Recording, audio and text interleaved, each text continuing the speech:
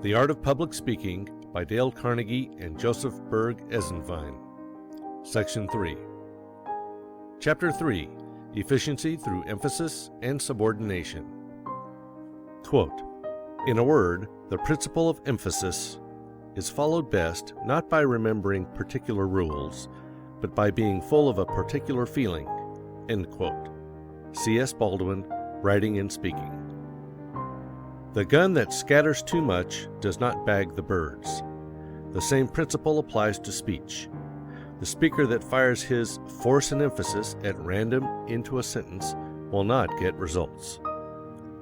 Not every word is of special importance. Therefore, only certain words demand emphasis. You say Massachusetts and Minneapolis. You do not emphasize each syllable alike, but hit the accented syllable with force and hurry over the unimportant ones. Now, why do you not apply this principle in speaking a sentence? To some extent you do, in ordinary speech. But do you in public discourse? It is there that monotony caused by lack of emphasis is so painfully apparent. So far as emphasis is concerned, you may consider the average sentence as just one big word, with the important word as the accented syllable. Note the following. Quote, "Destiny is not a matter of chance, it is a matter of choice." End quote. You might as well say Massachusetts, emphasizing every syllable equally, as to lay equal stress on each word in the foregoing sentences. Speak it aloud and see. Of course, you will want to emphasize destiny, for it is the principal idea in your declaration. And you will put some emphasis on not, else your hearers may think you are affirming that destiny is a matter of chance. By all means, you must emphasize chance, for it is one of the two big ideas in the statement. Another reason why chance takes emphasis is that it is contrasted with choice in the next sentence. Obviously, the author has contrasted these ideas purposely, so that they might be more emphatic. And here we see that contrast is one of the very first devices to gain emphasis. As a public speaker, you can assist this emphasis of contrast with your voice. If you say, "My horse is not black," what color immediately comes into mind? White, naturally, for that is the opposite of black. If you wish to bring out the thought that destiny is a matter of choice, you can do so more effectively by first saying that destiny is not a matter of chance. Is not the color of the horse impressed upon us more emphatically when you say, "My horse is not black, he is white," than it would be by hearing you assert merely that your horse is white? In the second sentence of the statement, there is only one important word, choice. It is the one word that positively defines the quality of the subject being discussed, and the author of those lines desired to bring it out emphatically, as he has shown by contrasting it with another idea. These lines, then, would read like this: "Destiny is not a matter of chance, it is a matter of choice." Now read this over, striking the words in capitals with a great deal of force. In almost every sentence, there are a few mountain peak words that represent the big important ideas. When you pick up the evening paper, you can tell at a glance which are the important news articles. Thanks to the editor, he does not tell about a holdup in Hong Kong in the same sized type as he uses to report the death of 5 firemen in your home city. Size of type is his device to show emphasis in bold relief. He brings out, sometimes even in red headlines, the striking news of the day. It would be a boon to speech-making if speakers would conserve the attention of their audiences in the same way, and emphasize only the words representing the important ideas. The average speaker will deliver the foregoing line on destiny with about the same amount of emphasis on each word. Instead of saying, "It is a matter of choice," he will deliver it, "It is a matter of choice," or "It is a matter of choice," both equally bad. Charles Dana, the famous editor of the New York Sun, told one of his reporters that if he went up the street and saw a dog bite a man, to pay no attention to it. The Sun could not afford to waste the time and attention of its readers on such unimportant happenings. "But," said Mr. Dana, "if you see a man bite a dog, hurry back to the office and write the story. Of course, that is news. That is unusual. Now, the speaker who says, "It is a matter of choice," is putting too much emphasis upon things that are of no more importance to metropolitan readers than a dog bite. And when he fails to emphasize choice, he is like the reporter who passes up the man's biting a dog. The ideal speaker makes his big words stand out like mountain peaks. His unimportant words are submerged like stream beds. His big thoughts stand like huge oaks. His ideas of no especial value are merely like the grass around the tree. From all this, we may deduce this important principle. Emphasis is a matter of contrast and comparison. Recently, the New York American featured an editorial by Arthur Brisbane. Note the following, printed in the same type as given here. "We do not know what the president thought when he got that message, or what the elephant thinks when he sees the mouse, but we do know what the president did." The words thought and did immediately catch the reader's attention because they are different from the others, not especially because they are larger. If all the rest of the words in this sentence were made 10 times as large as they are, and did and thought were kept at their present size, they would still be emphatic because different. Take the following from Robert Chambers' novel, The Business of Life. The words you, had, would are all emphatic because they have been made different. He looked at her in angry astonishment. "Well, what do you call it if it isn't cowardice, to slink off and marry a defenseless girl like that? Did you expect me to give you a chance to destroy me and poison Jacqueline's mind? If I had been guilty of the thing with which you charge me, what I have done would have been cowardly. Otherwise, it is justified." A Fifth Avenue bus would attract attention up at Minisink Ford, New York, while one of the ox teams that frequently passed there would attract attention on Fifth Avenue. To make a word emphatic, deliver it differently from the manner in which the words surrounding it are delivered. If you have been talking loudly, utter the emphatic word in a concentrated whisper, and you have intense emphasis. If you have been going fast, go very slow on the emphatic word. If you have been talking on a low pitch, jump to a high one on the emphatic word. If you have been talking on a high pitch, take a low one on your emphatic ideas. Read the chapters on inflection, feeling, pause, change of pitch, change of tempo. Each of these will explain in detail how to get emphasis through the use of a certain principle. In this chapter, however, we are considering only one form of emphasis, that of applying force to the important word and subordinating the unimportant words. Do not forget, this is one of the main methods that you must continually employ in getting your effects. Let us not confound loudness with emphasis. To yell is not a sign of earnestness, intelligence, or feeling. The kind of force that we want applied to the emphatic word is not entirely physical. True, the emphatic word may be spoken more loudly, or it may be spoken more softly, but the real quality desired is intensity, earnestness. It must come from within, outward. Last night, a speaker said, "The curse of this country is not a lack of education, it's politics." He emphasized curse, lack, education, politics. The other words were hurried over and thus given no comparative importance at all. The word politics was flamed out with great feeling as he slapped his hands together indignantly. His emphasis was both correct and powerful. He concentrated all our attention on the words that meant something, instead of holding it up on such words as of this, a, of, its. What would you think of a guide who agreed to show New York to a stranger and then took up his time by visiting Chinese laundries and bootblacking parlors on the side streets? There is only one excuse for a speaker's asking the attention of his audience. He must have either truth or entertainment for them. If he wearies their attention with trifles, they will have neither vivacity nor desire left when he reaches words of Wall Street and skyscraper importance.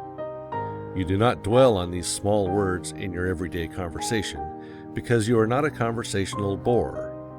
Apply the correct method of everyday speech to the platform. As we have noted elsewhere, public speaking is very much like conversation enlarged. Sometimes, for big emphasis, it is advisable to lay stress on every single syllable in a word, as absolutely in the following sentence. I absolutely refuse to grant your demand. Now and then, this principle should be applied to an emphatic sentence by stressing each word. It is a good device for exciting special attention, and it furnishes a pleasing variety. Patrick Henry's notable climax could be delivered in that manner very effectively. Give me liberty, or give me death. The italicized part of the following might also be delivered with this every word emphasis. Of course, there are many ways of delivering it. This is only one of several good interpretations that might be chosen.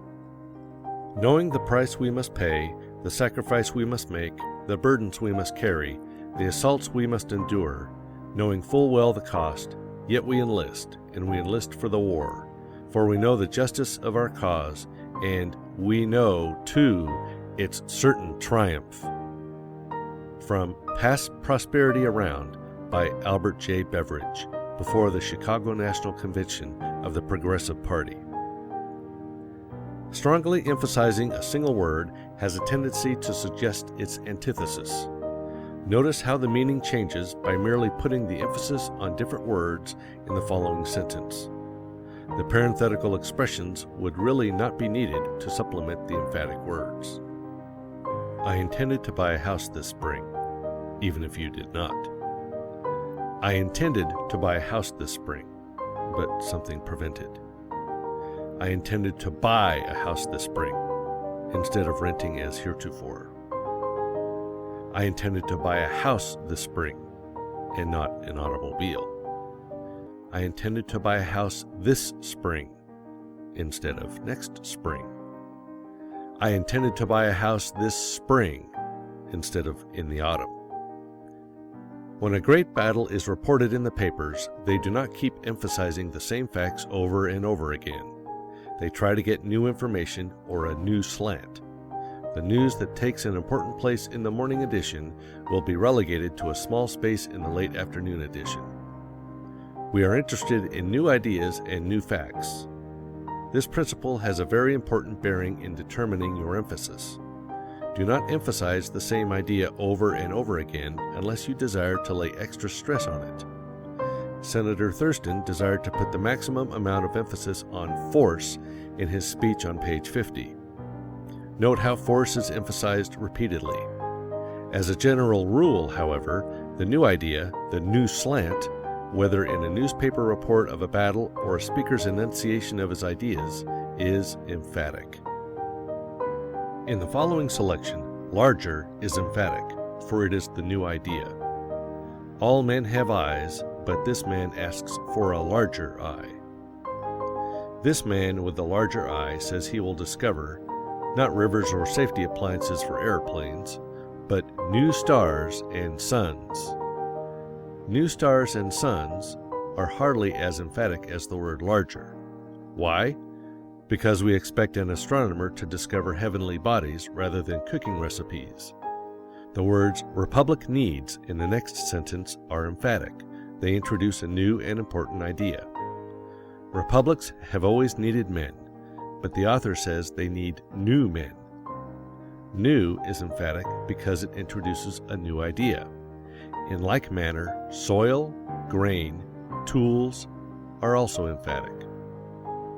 The most emphatic words are italicized in this selection. Are there any others you would emphasize? Why? The old astronomer said, "Give me a larger eye, and I will discover new stars and suns." That is what the Republic needs today. New men.